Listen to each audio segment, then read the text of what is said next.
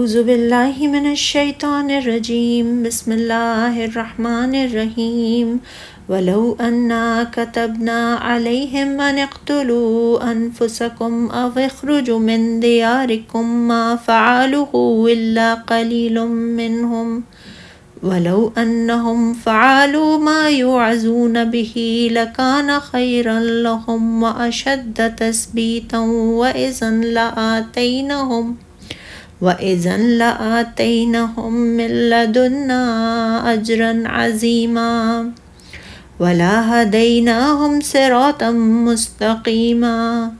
وَمَن يُطِيعِ اللَّهَ وَالرَّسُولَ فَأُولَٰئِكَ مَعَ الَّذِينَ أَنْعَمَ اللَّهُ عَلَيْهِم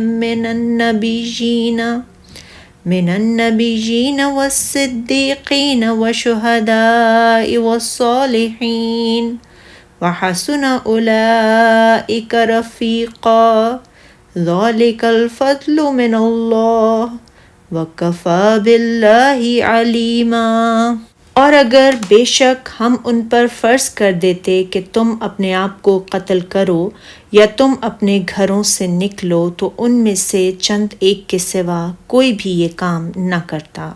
اور اگر بے شک وہ مان لیتے جس کی انہیں نصیحت کی جاتی ہے تو یہ ان کے لیے بہتر اور دین میں زیادہ ثابت قدمی کا باعث ہوتا، اور تب ہم ضرور انہیں اپنی طرف سے بہت بڑا اجر دیتے اور ہم ضرور انہیں سیدھے راستے پر چلاتے۔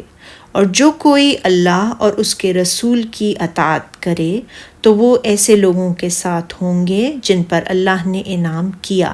یعنی انبیاء، صدیقین، شہیدوں اور نیک لوگوں کے ساتھ، اور یہ لوگ اچھے رفیق ہوں گے۔ یہ اللہ کی طرف سے فضل ہے اور اللہ کافی ہے جاننے والا۔ اللہ تعالیٰ نے فرمایا ہے کہ اکثر لوگوں کی حالت یہ ہے کہ اگر انہیں ان گناہوں کے کرنے کا حکم دیا جاتا جن کا وہ ارتکاب کر رہے ہیں تو پھر وہ انہیں کبھی نہ کرتے، کیونکہ ان کی گھٹیا طبیعتیں حکم کی مخالفت کی خوگر ہیں۔ اللہ تعالیٰ نے یہ اس لیے فرمایا ہے جو ہوا یا نہ ہوا یا جو ہوگا ان سب کا اسے علم ہے۔ اسی لیے اللہ تعالیٰ نے فرمایا کہ اور اگر ہم انہیں حکم دیتے کہ اپنے آپ کو قتل کر ڈالو یا اپنے گھر چھوڑ کر نکل جاؤ تو ان میں سے تھوڑے ہی ایسا کرتے، اور اگر یہ اس نصیحت پر کاربند ہوتے جو ان کو کی جاتی ہے، یعنی جو انہیں حکم دیا جاتا ہے اسے بجا لاتے اور جس سے منع کیا جاتا ہے اسے ترک کر دیتے،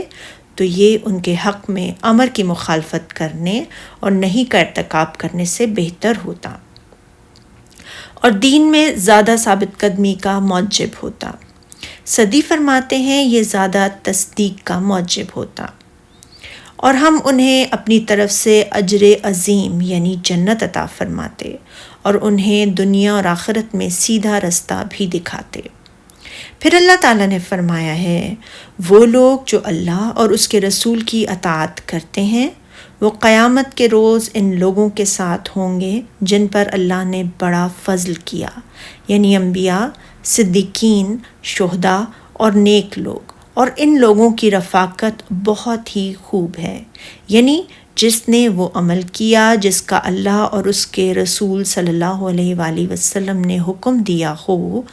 اور اسے ترک کر دیا جس سے اللہ اور اس کے رسول صلی اللہ علیہ وآلہ وسلم نے منع فرمایا ہو، تو اللہ تعالیٰ اسے عزت کے گھر میں بسائے گا اور انبیاء کرام علیہم السلام کا ساتھ عطا فرمائے گا، اور ان کے بعد کے رتبے والوں یعنی صدیقین، پھر شہداء، پھر عام مومنوں یعنی صالحین کا بھی ساتھ عطا فرمائے گا، اور صالحین وہ لوگ ہوتے ہیں جن کا ظاہر و باطن درست ہو۔ پھر اللہ تعالیٰ نے ان لوگوں کی تعریف کرتے ہوئے فرمایا اور ان لوگوں کی رفاقت بہت ہی خوب ہے۔ امام بخاری رحمۃ اللہ علیہ نے حضرت عائشہ رضی اللہ تعالیٰ عنہ کی روایت کو بیان کیا ہے کہ میں نے رسول اللہ صلی اللہ علیہ وآلہ وسلم بیان فرماتے ہوئے سنا، جب بھی کوئی نبی بیمار ہوتا ہے تو اسے دنیا اور آخرت میں سے ایک کے انتخاب کا اختیار دے دیا جاتا ہے۔ مرض الوفات میں جب آپ کی طبیعت بے حد ناساز تھی، میں نے آپ کو یہ پڑھتے ہوئے سنا تو مجھے معلوم ہو گیا کہ آپ کو بھی اس وقت دنیا یا آخرت میں سے کسی ایک کا انتخاب کا اختیار دے دیا گیا ہے۔ ایک دوسری حدیث میں ہے کہ آپ نے اس موقع پر 3 بار فرمایا، اے اللہ، میں علیین میں انبیاء علیہم السلام کی جماعت میں رہنا پسند کرتا ہوں۔ پھر آپ کی روح قفس عنصری سے پرواز کر گئی۔ تو اس حدیث کے معنی بھی یہی ہیں۔ امام ابن جریر رحمۃ اللہ علیہ نے سعید بن جریر کی روایت کو بیان کیا ہے کہ انصار میں سے ایک شخص رسول اللہ صلی اللہ علیہ وآلہ وسلم کی خدمت اقدس میں حاضر ہوا اور اس وقت وہ غم زدہ تھا، تو نبی اکرم صلی اللہ علیہ وآلہ وسلم نے اس سے فرمایا، کیا بات ہے، تم غمزدہ نظر آتے ہو؟ اس نے عرض کی، اے اللہ کے نبی، میں ایک چیز کے بارے میں سوچتا ہوں۔ آپ صلی اللہ علیہ وآلہ وسلم نے فرمایا، وہ کیا؟ اس نے عرض کی، ہم صبح و شام آپ کی خدمت میں حاضر ہوتے، آپ کے چہرہ اقدس کا دیدار کرتے اور آپ کی ہم نشینی کا شرف حاصل کرتے ہیں، لیکن کل روز قیامت آپ تو انبیاء کرام علیہم السلام کے ساتھ ہوں گے اور ہم آپ تک نہیں پہنچ سکیں گے۔ رسول اللہ صلی اللہ علیہ وآلہ وسلم نے یہ سن کر سکوت فرمایا اور کوئی جواب نہ دیا، تو آپ کے پاس جبرائیل علیہ السلام یہ آیت کریمہ لے کر آئے۔ نبی اکرم صلی اللہ علیہ وآلہ وسلم نے اسے بلا بھیجا اور اسے یہ بشارت سنا دی۔ ایک دوسری سند سے اس طرح کا واقعہ مرفوع بھی مروی ہے کہ امام ابو بکر بن مدویہ نے بروایت حضرت عائشہ رضی اللہ تعالیٰ عنہ بیان کیا ہے، ایک شخص نبی اکرم صلی اللہ علیہ وآلہ وسلم کی خدمت میں حاضر ہوا۔ اس نے عرض کی، اے اللہ کے رسول صلی اللہ علیہ وآلہ وسلم، آپ تو مجھے اپنی جان سے بھی زیادہ عزیز ہیں، اپنے اہل سے بھی، اپنی اولاد سے زیادہ عزیز ہیں۔ میں اپنے گھر میں ہوتا ہوں اور آپ کو یاد کرتا ہوں تو صبر نہیں کر سکتا حتیٰ کہ آپ کی خدمت اقدس میں حاضر ہو کر آپ کا دیدار کر لیتا ہوں، لیکن جب اپنی اور آپ صلی اللہ علیہ وآلہ وسلم کی موت کو یاد کرتا ہوں تو مجھے معلوم ہے کہ آپ تو جنت میں تشریف لے جائیں گے اور وہاں حضرات انبیاء کرام کی رفاقت میں ہوں گے۔ میں جنت میں داخل ہو بھی گیا تو اندیشہ ہے شاید آپ کا دیدار میسر نہ آ سکے۔ نبی اکرم صلی اللہ علیہ وآلہ وسلم نے یہ سن کر سکوت فرمایا اور اسے کوئی جواب نہ دیا حتیٰ کہ جبرائیل علیہ السلام آپ پر یہ آیت کریمہ لے کر نازل ہو گئے۔ ربیع بن کعب سلمہ رضی اللہ تعالیٰ عنہ سے مروی ہے، میں نبی اکرم صلی اللہ علیہ وآلہ وسلم کے پاس رات بسر کرتا تھا، آپ کے لیے وضو کا پانی اور دیگر ضروریات کا اہتمام کرتا۔ ایک دن آپ صلی اللہ علیہ وآلہ وسلم نے فرمایا، کچھ مانگو۔ میں نے عرض کی، اے اللہ کے رسول صلی اللہ علیہ وآلہ وسلم، میری درخواست یہ ہے کہ مجھے جنت میں آپ کی رفاقت نصیب ہو۔ آپ صلی اللہ علیہ وآلہ وسلم نے فرمایا، کوئی اور سوال؟ تو میں نے عرض کی کہ وہ بھی یہی ہے، تو آپ صلی اللہ علیہ وآلہ وسلم نے فرمایا، پھر کثرت سجود کے ساتھ اپنے بارے میں میری مدد کرو۔ امام احمد نے عمرو بن مرہ جہینی کی روایت کو بیان کیا ہے کہ ایک شخص نبی اکرم صلی اللہ علیہ وآلہ وسلم کی خدمت میں حاضر ہو کر عرض کرنے لگا،